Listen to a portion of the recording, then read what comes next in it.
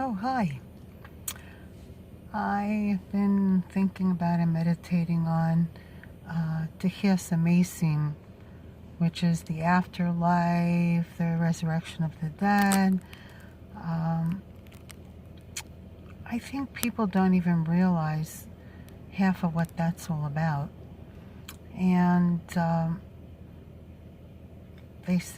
rabbis say in the commentaries of the Torah, that there are no new souls in this generation. That means that we've all lived and been here and done that before, and that pretty soon when Messiah or Mashiach comes, we won't have death anymore, which is going to be awesome.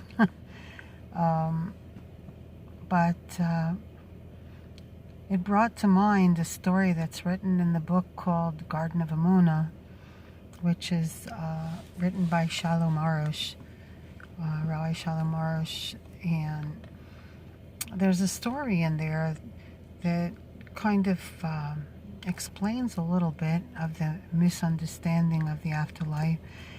And it was about a family that was very prominent in a town, and they were giving a lot of charity, and they were helping people, and they were doing everything good. They were just the epitome of goodness. And all of a sudden the lady's husband passes away, and she's mourning for her husband. And then all of a sudden her son is brutally murdered, and then she goes into this profound mourning mode. And her older son comes to stay by her house one night, and he says to her, "You got to stop mourning, Mom. There's a time for mourning, and if you continue on, you could cause harm to someone else in our family. You have to stop." So that night, she went to sleep and she had a dream. And in the dream, she went to Hashemayim, to heaven, and she saw her husband there. And she asked him, "Why did Hashem take you home so early, so young? Why did you did everything right?" And he said to her, "I only needed to come back to this world in this lifetime with you was to have a child through a Jewish mother.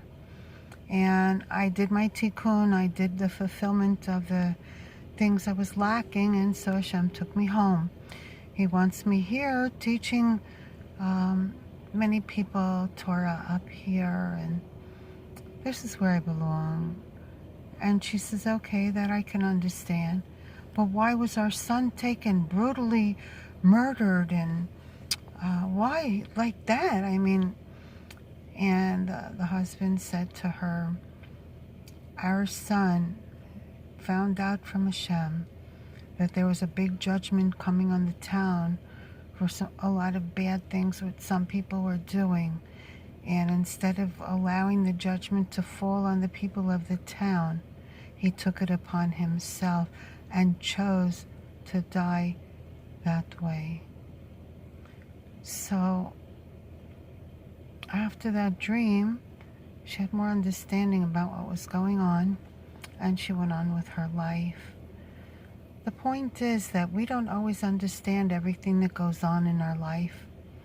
And a lot of things that seem to be a misery and miserable and tough and challenging. And we have to understand that we are in this world, most of us, to make Tikun, which means to do rectification in the spiritual realm for the things of our past generations.